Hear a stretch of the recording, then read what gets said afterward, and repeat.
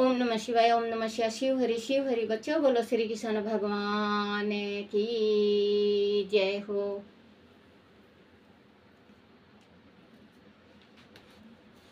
अपने अपने गुरुदेव महाराज की जय। श्री भागवत पुराण की जय। भागवत पुराण में चौथा अध्याय, सप्ताह सुनने वालों को नारायण का दर्शन और आत्मदेव ब्राह्मण की कथा। बोलो श्री कृष्ण भगवान की जय। बच्चों, इसको मिस मत करना। मैं बार बार कह रही हूँ, कल भी कहा था मैंने कि जो पढ़ के मैं ये सुना रही हूँ ये भागवत है। भागवत को जरूर सुनना चाहिए। आपको हर एक मनोकामना पूर्ण होगी आपकी, और आपके घर में सुख शांति होगा। आपके पितरोजी महाराजों की सत्य गति होगी। सुत जी ने सोनका दी ऋषियों से कहा, मुनिवर, जब सभी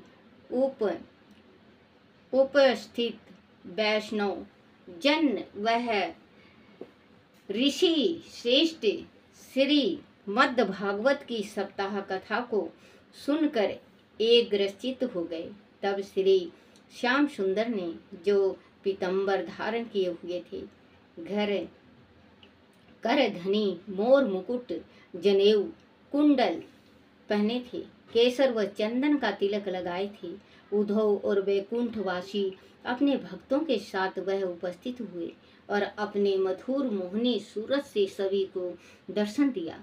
उन अमृतमयी कथा को सुनकर सभी की आंखों के सम्मुख श्री श्याम सुंदर की मूर्ति साक्षात प्रकट हो गई थी। उनके दर्शन करके सभी उपस्थित जन उनकी जय जयकार करने लगे, चंदन और पुष्प की उन पर वर्षा करने लगे, धूप दीप और नैवेद्य से उनकी पूजा करने लगे, शंख की तुमुल ध्वनि से उनकी उपस्थिति का जय घोषण करने लगे। ठटके लोग उमड़ उमड़ कर उनके चरणों में गिर पड़े। ऐसा अद्भुत आनंद देखकर श्री नारद जी ने सनत कुमारों से कहा कि उन्होंने वह सप्ताह यज्ञ करके सभी को मुक्त का अधिकारी बना दिया है। उनके अतिरिक्त और कौन लोग हैं जिन्होंने इस कथा को सुनकर मुक्ति प्राप्त की है। इस पर सनत कुमारों ने कहा, ऋषिवर, इस कलयुग में जो मनुष्य अपने पाप कर्मों से पापी कहलाते हैं, जो दुष्ट, लालची, चुगलखोर, दुष्चरित्र, कामी और क्रोध वह भी इस सप्ताह कथा को सुनकर मोक्ष को प्राप्त करते हैं। इस कलयुगी में जो व्यक्ति अपने माता पिता की सेवा करता है, वह अपने कर्म और धर्म से रहित लोभी होने पर भी इस कथा को सुनकर भवसागर से पार हो जाता है। अब हम आपको एक पुरानी कथा सुनाते हैं। यह कथा एक ऐसे ब्राह्मण की है जिनकी पत्नी बड़ी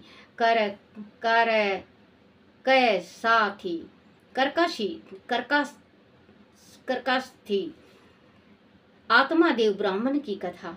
दक्षिण दिशा में तुंगभद्र नदी के तट पर शीतल एक नगर में आत्मादेव नाम का एक ब्राह्मण अपनी पत्नी धुंधली के साथ रहता था। ब्राह्मण बड़ा ज्ञानी, तेजवान और सदाचारी था, जबकि उसकी स्त्री बड़ी करकशा थी। वह सारे दिन संसारिक मोह माया में फंसी रहती थी और बात बात में अपने पति से लड़ाई झगड़ा करती रहती थी। वह ब्राह्मण जैसी परमेश्वर अच्छा कहकर चुप रहता था और अपना समय काटता था। उस ब्राह्मण के वहाँ कोई संतान नहीं थी। उसने संतान के लिए खूब दान दक्षिणा बांटी, पर उसे संतान का सुख प्राप्त नहीं हो सका। एक दिन दुखी होकर वह अपनी जीवन समाप्त करने की इच्छा से वन में चला गया। वहाँ एक सरोवर के किनारे वह भूखा प्यासा दोपहर तक बैठा रहा। चिंता के मारे उसका बुरा हाल था। संतान न होने के कारण उसके पितरों को मुक्ति नहीं मिलेगी। वह सोच सोच कर वह हैरान परेशान था। उसी समय एक सन्यासी वहां आया और उस ब्राह्मण को उदास देखकर उसकी उदासी का कारण पूछने लगा। ब्राह्मण ने संतान न होने का अपना दुख उसे बताया और कहा कि उसकी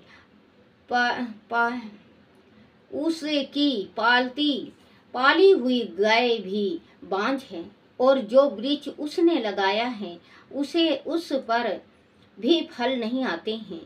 बाजार से जो फल वह लाता है वह भी सूख जाते हैं।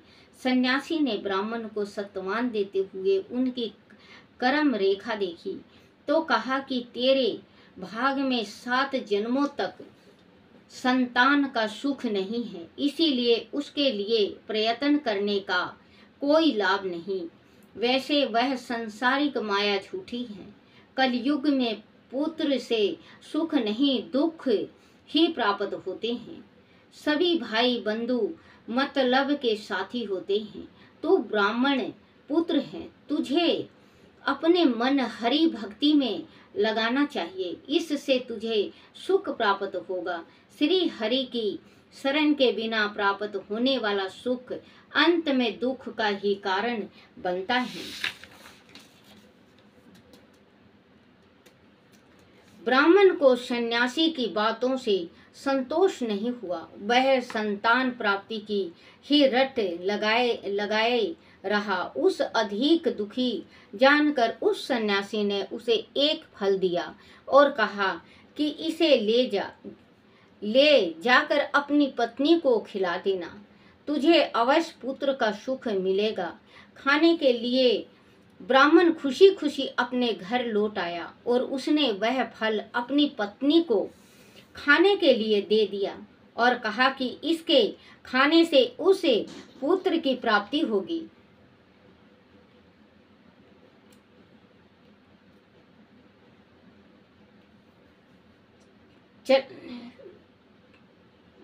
कहा कि उसके खाने से उसे पुत्र की प्राप्ति होगी। फल देकर वह ब्राह्मण नगर में चला गया। उसी समय उसकी पत्नी की एक सहेली वहां आई तो ब्राह्मण की पत्नी ने उससे अपने स्वामी की बात बताई और कहा कि वह संतान उत्पन्न करना नहीं चाहती। आदि उसे गर्भ रह गया तो घूमने फिरने, गाने बजाने, उठने बैठने में उसे बड़ा कष्ट होगा। गर्भ के कारण वह ठीक से खाना पीना नहीं, ठीक से खा पी नहीं सकेगी और जब वह पुत्र को जनेगी तब उसे बड़ा ही पीड़ा होगी। उसका शरीर कोमल है, वह इस दुख को सहन नहीं कर पाएगी। आदि बालक को भी हो गया तो रात दिन उसके मल मूत्र को साफ करना उससे नहीं हो पाएगा। बदबू वह जरा भी सहन नहीं कर पाती। इससे तो वह बांझ ही ठीक है। उसकी सहेली ने उसे समझाया कि वह फल को कहीं छिपा दे और पति से कह दे कि उसने फल खा लिया है। सहेली की बात उसकी समझ में आ गई। उसने ऐसा ही किया। उसने फल को छिपा दिया और पति से झूठ बोल दिया कि उसने फल खा लिया है।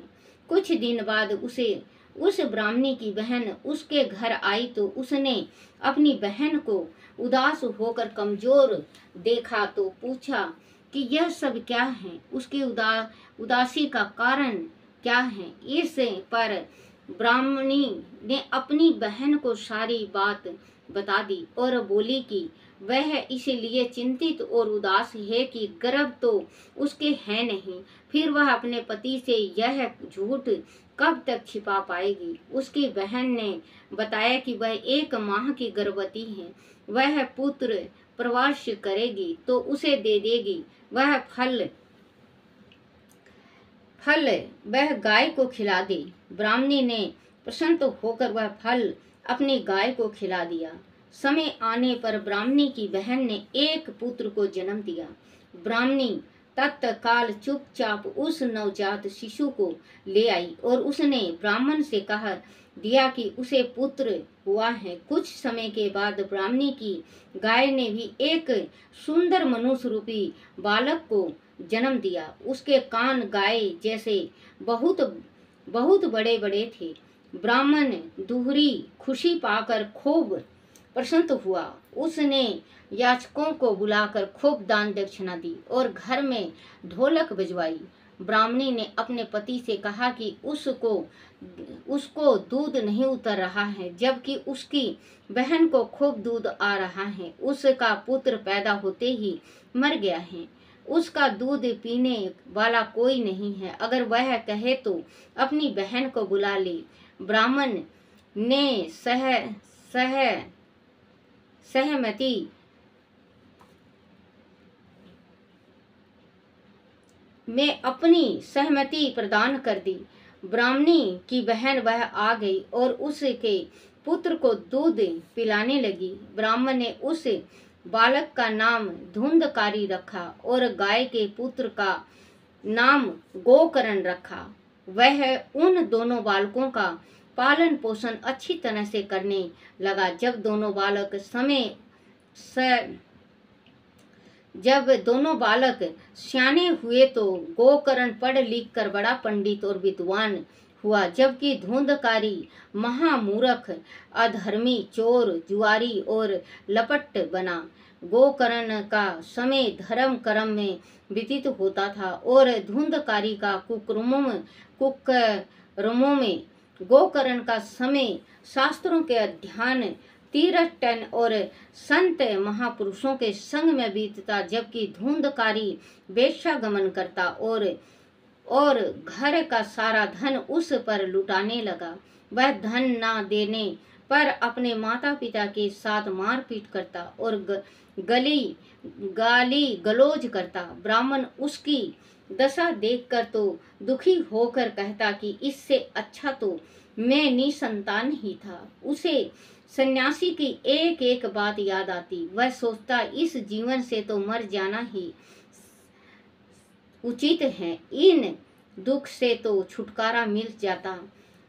पिता को दुखी देखकर गोकर्ण उसे समझाता कि इस संसार में दुख सुख किसी नहीं होता, आपको चिंता नहीं करनी चाहिए। संसार में राजा रंक, धनी, निर्धन सभी के साथ दुख लगे रहते हैं। जो व्यक्ति संसारिक मोह माया छोड़कर परमात्मा में अपना ध्यान लगाता है, सुख उसे ही प्राप्त होता है। इसीलिए आप स्त्री और संतान का मोह छोड़कर वन में चले जाओ और भगवान का ध्यान करो, आपको सुख अवश्य मिलेगा। संसार में लिप्त रहने से तो नरक ही भोगना पड़ता है। गोकर्ण की बात सुनकर ब्राह्मण को कुछ ज्ञान हुआ और उसने अपने पुत्र गोकर्ण के कहने पर वन में जाकर अपने मन में श्री हरि चरणों में लगा दिया। कुछ ही दिनों की एकाग्रचित्त भक्ति करने से उसे मोक्ष मिल गया और उसे अपने संपूर्ण जीवन श्री हरि भक्ति में समर्पित कर दी। सॉरी बच्चों, माफ करना।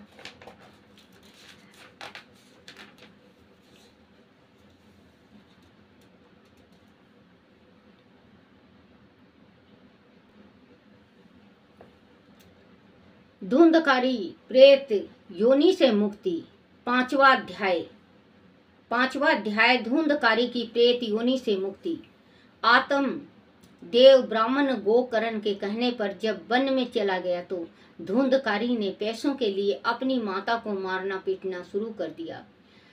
वह उससे गड़े धन के बारे में पूछता, पर धन कहीं था ही नहीं। वह कब तक बहाने बनाती। एक रात अपने पुत्र के अत्याचारों से बचने के लिए उसने कुएं में कूदकर अपनी जीवन लीला समाप्त कर दी। बच्चों, जब भी कहते हैं कि कभी अपने पति से कभी धोखा और कभी झूठ नहीं बोलना चाहिए। जब ऋषि ने दिया था तो उसको खा लेना चाहिए था, लेकिन उसकी तो बुद्धि अपनी उसमें थी ना। बच्चों, ये कहते हैं कि हमारी जवानी खराब हो जाएगी बच्चा पैदा करने में। बच्चों, आज नहीं तो 40 साल के बाद ये जीवन, तो ये जो बुढ़ापा है ये तो आना ही आना है। ना तो वो घर का होता है ना घाट का। देखो, ये धुंधकारी अपनी बहन से गोद ली और अपने पति को झूठ और छल कर किया, और गौ को अपना जो उसका पति रोध होके ऋषि से फल लाया था उस फल को खिला के गौ को गौकरण होया। और इसके धुंधकारी, क्योंकि इसके पुत्र अपना तो नहीं था, बेगाना। कहते हैं, देख बेगानी झोपड़ी क्यों ललचाए जी, रूखा सूखा खा के ठंडा पानी पी। कभी झूठ नहीं बोलना चाहिए अपने पति से। जब गोकर्ण ने धुंधकारी का वह हाल देखा तो वह भी घर छोड़कर कहीं चला गया। वह विभिन्न तीर्थ स्थानों में जाकर भगवान का भजन पूजन करता और सभी के सुख दुख में समान भाव से सम्मिलित होता। गोकर्ण के जाने के बाद धुंधकारी वेश्या गमन का खर्च उठाने के लिए चोरी चकारी और ठगी का धंधा करने लगा। एक दिन वह कहीं से बहुत सारा धन और आभूषण चुरा कर लाया और उसे ले जाकर उसने वेश्या को दे दिया। उस रात वह वेश्या के यहाँ भी सोया। रात्रि में जब वह गहरी नींद में था तो वेश्या के घर वालों ने विचार किया कि यह चोरी करके धन लाता है, आदि यह पकड़ा गया तो राजा इसके साथ साथ हमें भी दंडित करेगा। इससे तो अच्छा है कि इसे ही सदैव के लिए मौत के मुंह में धकेल दिया जाए। उन्होंने उसके गले में फंदा डालकर पहले तो उसे छत से लटका दिया, लेकिन जब वह नहीं मरा तो जलती लकड़ियों से उसका चेहरा जलाकर उसे मार दिया गया और घर के आंगन में एक गड्ढा खोदकर उसकी लाश को उसमें दफन कर दिया।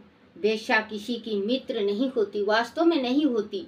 अपनी ब्याहता जितना कर देगी। बच्चों, आप अजमा के देख लेना, चाहे कहीं पे भी किसी के साथ भी आप रह के देख लो, वो आपको अपनाएगी नहीं। आपकी पत्नी है, अर्धांगिनी है वो। वेश्या किसी की मित्र नहीं होती, उन्हें तो सिर्फ धन से मतलब होता है। सुख में जुबान बड़ी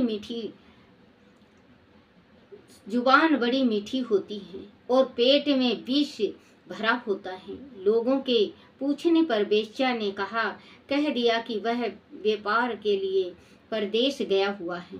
हत्या किए जाने के कारण धुंधकारी प्रेत योनि में पहुंच गया।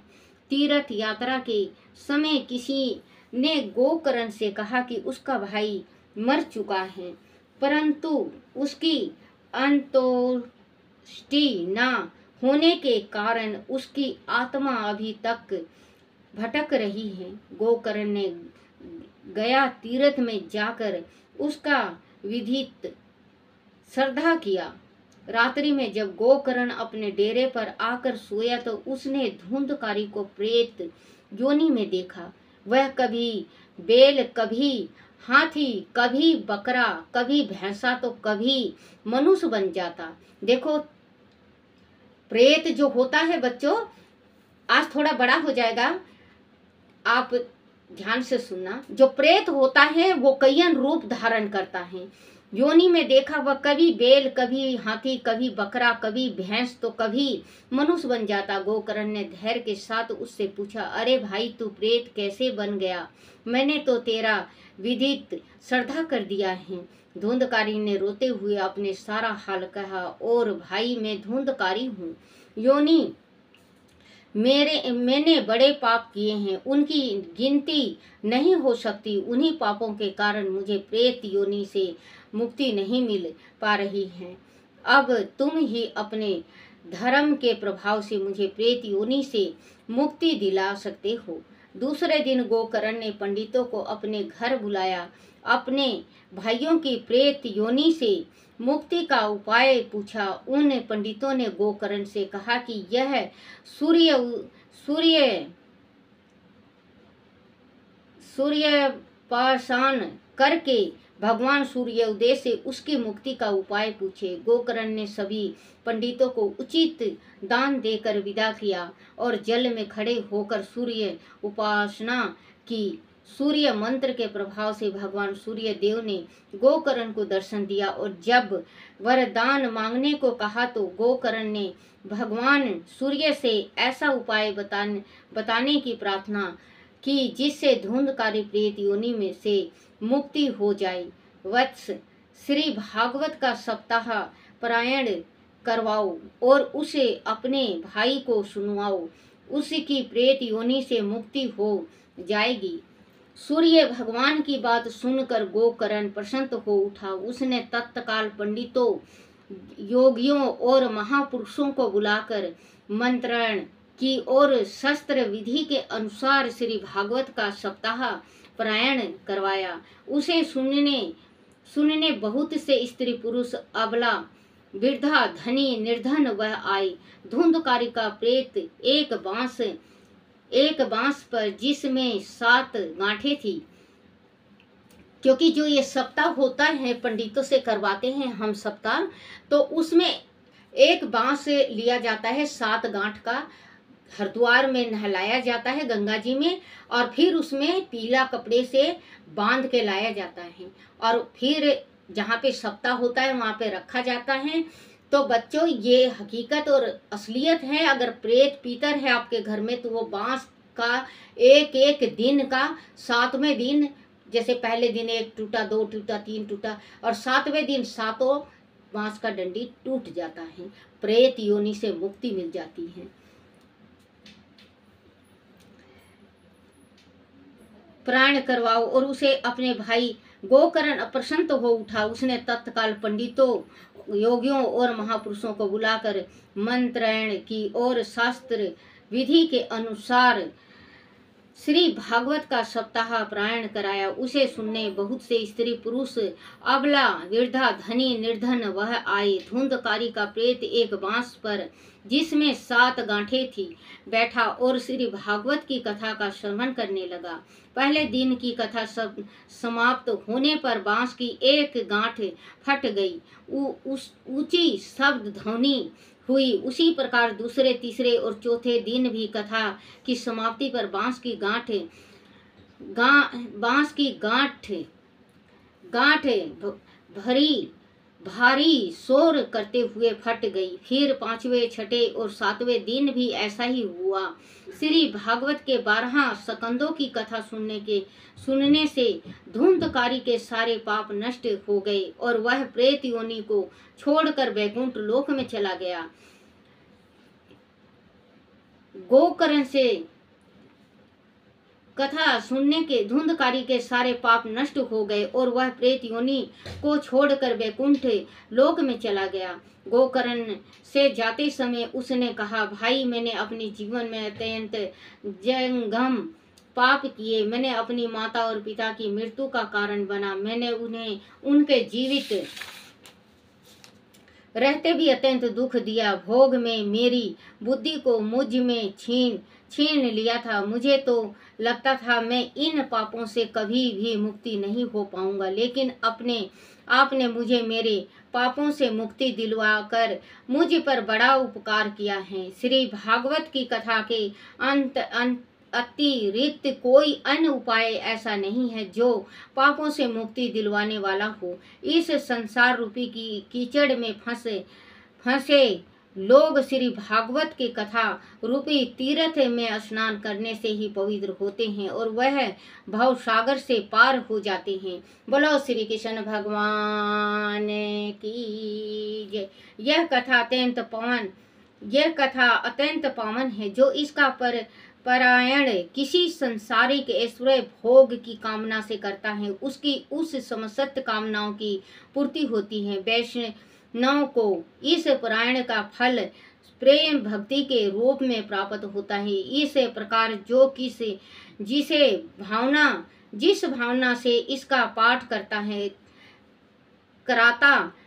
है वह उन्हें प्राप्त करता है। धुंधकारी के प्रेत योनि से छुटकारा पाने के उपरांत वह उपस्थित पंडितों और माताओं ने गोकर्ण से कहा, वत्स, हमारे मन में एक संदेह उत्पन्न हुआ है, उसे आप मिटा दीजिए। यहाँ उपस्थित हम सभी ने श्री भागवत कथा का सप्ताह परायण सुना, परंतु वह सभी को मुक्ति नहीं मिली, केवल धुंधकारी को ही मुक्ति मिली और वह वैकुंठ में चला गया। ऐसा क्यों हुआ? गोकर्ण ने कहा, महात्माओं, इस कथा को जो भक्ति एक ग्रसित होकर केवल मोक्ष प्राप्ति के लिए सुनता है, उसे संपूर्ण फल अवश्य प्राप्त होता है। लेकिन जिनका चित्त संसारिक कार्यों में ही उलझा रहता है, उन्हें वैसा फल प्राप्त नहीं होता। एक चित्त होकर ही मुक्ति प्रदान होती है। ऐसा सुनकर सभी लोगों की प्रार्थना पर गोकर्ण ने सावन मास में पुण्य श्री भागवत का सप्ताह परायण कराया। जिन्होंने एक ग्रसित होकर उस कथा को सुना, उन्हें लेने के लिए स्वयं श्री कृष्ण वैकुंठ से विमान लेकर पधारे और गोकर्ण सहित उन्हें लेकर वैकुंठ चले गए। वैसे ही जैसे त्रेता युग में श्री रामचंद्र जी अयोध्या वासियों को लेकर सदेह वैकुंठ गए थे, जिसे स्थान पर सूर्य और चंद्रमा की पहुंच भी नहीं है, वह यह संसारी मनुष्य इस कथा के श्रवण से सुनने से पहुंच जाता है। इस कथा का महत्व सभी तपों और व्रतों से ऊंचा है, ऐसा सभी को समझना चाहिए। बोलो श्री कृष्ण भगवान की जय। श्री कृष्ण गोविंद हरे मुरारी, हे नाथ नारायण वासुदेवाय, हे नाथ नारायण वासुदेवाय, हे नाथ नारायण वासुदेवाय। बोलो श्री कृष्ण भगवान की जय हो। अपने अपने माता पिता की जय, अपने अपने गुरुदेव महाराज की जय हो। बच्चों, ये जो गोकर्णकार, ये धुंधकारी का जो आज मैं डाल रही हूँ, ये आप जरूर अमल करना और सुनना, क्योंकि अगर आपके घर में कोई पितर रुष्ट भी हैं तो आपके घर के पितर जरूर से जरूर मान जाएंगे और आपको आशीर्वाद देंगे, आपकी इच्छाएं पूर्ण होगी। बोला श्री कृष्ण भगवान की जय। हे मेरे कान्हा, हे मेरे विष्णु भगवान, हे मेरे राधा कृष्ण, मेरे से अगर भूल हो गई हो, कोई गलती हो जाए, कोई टूटी रह जाए, मुझे माफ़ करना, मुझे माफ़ करना, मुझे माफ़ करना। सारे जगत का भला करना, सारे जगत का भला करना। हमारे पितरों जी महाराजों को मोक्ष देना, मोक्ष देना, मोक्ष देना, और जो सुने उनके भी पितरों को मोक्ष देना, मोक्ष देना, मोक्ष देना।